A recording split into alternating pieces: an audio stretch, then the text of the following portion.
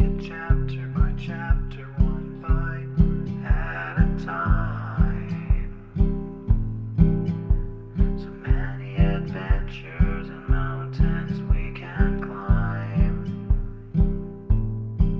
Take it word for word, line by line, one bite at a time.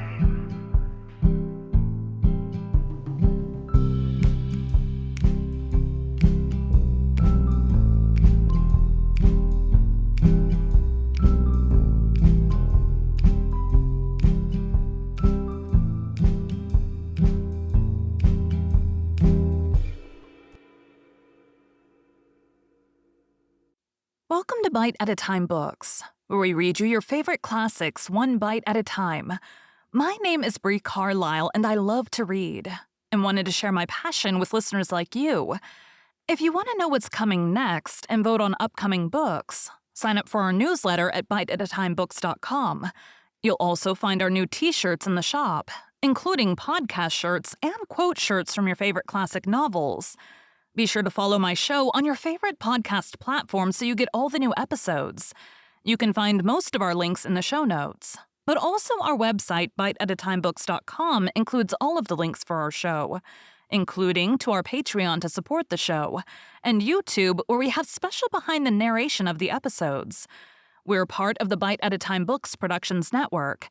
If you'd also like to hear what inspired your favorite classic authors to write their novels, and what was going on in the world at the time, check out the Bite at a Time Books Behind the Story podcast, wherever you listen to podcasts. Please note, while we try to keep the text as close to the original as possible, some words have been changed to honor the marginalized communities who've identified the words as harmful, and to stay in alignment with Bite at a Time Books' brand values. Today we'll be continuing Adventures of Huckleberry Finn by Mark Twain. Chapter 40. We was feeling pretty good after breakfast, and took my canoe and went over the river a-fishing with a lunch, and had a good time, and took a look at the raft and found her all right, and got home late to supper, and found them in such a sweat and worry they didn't know which end they was standing on, and made us go right off to bed the minute we was done supper and wouldn't tell us what the trouble was, and never let on a word about the new letter, but didn't need to, because we knowed as much about it as anybody did.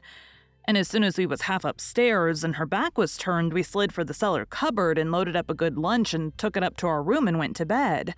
And got up about 11:30, and Tom put on Aunt Sally's dress that he stole and was going to start with the lunch, but says, "Where's the butter?" "I laid out a hunk of it," I says, "on a piece of corn pone." "Well, you left it laid out then, it ain't here."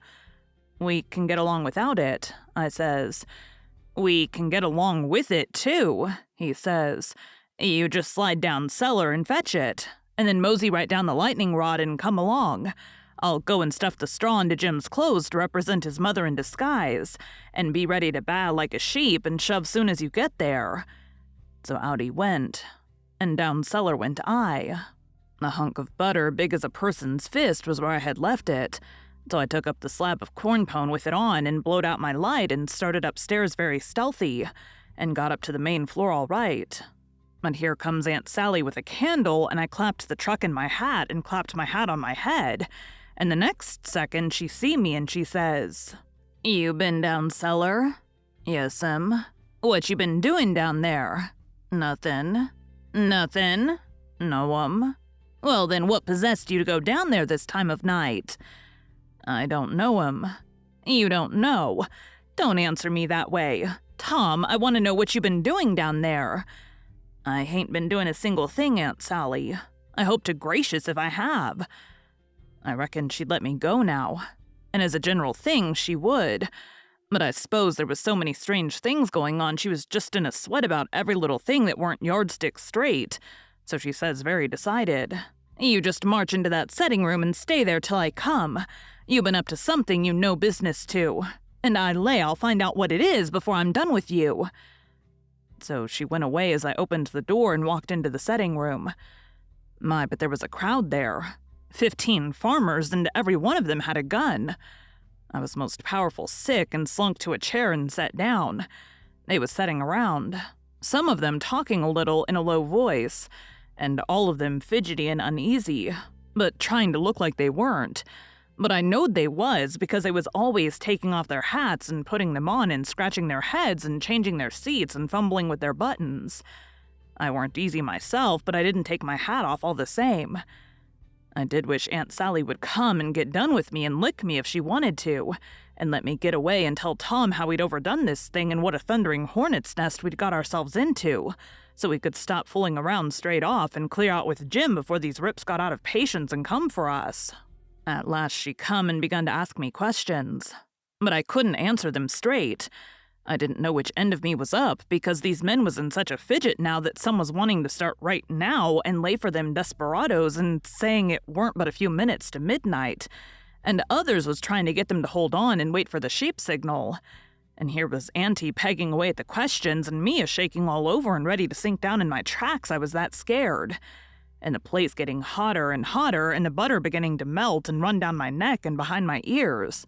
And pretty soon one of them says, "I'm for going and getting in the cabin first, and right now and catching them when they come." I most dropped, and a streak of butter come a-trickling down my forehead, and Aunt Sally, she see it and turns white as a sheet and says, "For the land's sake, what is the matter with the child? He's got the brain fever as sure as you're born, and they're oozing out." And everybody runs to see, and she snatches off my hat, and out comes the bread and what was left of the butter, and she grabbed me and hugged me and says, "Oh, what a turn you did give me, and how glad and grateful I am it ain't no worse. For luck's against us, and it never rains but it pours, and when I see that truck I thought we'd lost you, for I knowed by the color and all it was just like your brains would be if—" "Dear, dear, why didn't you tell me that was what you'd been down there for? I wouldn't have cared. Now clear out to bed and don't let me see no more of you till morning." I was upstairs in a second, and down the lightning rod in another one, and shinning through the dark for the lean-to. I couldn't hardly get my words out, I was so anxious, but I told Tom as quick as I could we must jump for it now and not a minute to lose, the house full of men yonder with guns. His eyes just blazed and he said, "No, is that so? Ain't it bully? Why, Huck, if it was to do over again, I bet I could fetch 200, if we could put it off till—" "Hurry, hurry," I says. "Where's Jim?" "Right at your elbow. If you reach out your arm, you can touch him. He's dressed and everything's ready. Now we'll slide out and give the sheep signal." But then we heard the tramp of men coming to the door and heard them begin to fumble with the padlock and heard a man say, "I told you we'd be too soon. They haven't come. The door is locked. Here, I'll lock some of you into the cabin and you lay for 'em in the dark and kill 'em when they come. And the rest scatter around a piece and listen if you can hear 'em coming." So in they come. But they couldn't see us in the dark, and most trod on us whilst we was hustling to get under the bed. But we got under all right and out through the hole swift but soft. Jim first, me next, and Tom last, which was according to Tom's orders. Now we was in the lean-to and heard trampings close by outside.